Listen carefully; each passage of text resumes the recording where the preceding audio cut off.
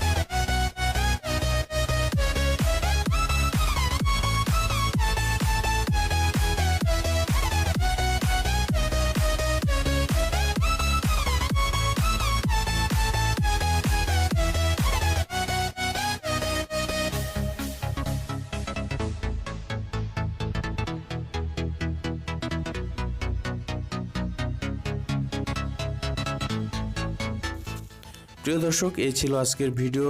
যদি ভালো লেগে থাকে অবশ্যই লাইক করবেন এবং আমার চ্যানেলটি সাবস্ক্রাইব করবেন যাতে এ ধরনের ভিডিও আবারও আপনি পেয়ে যান। ধন্যবাদ সবাইকে। আসসালামু আলাইকুম।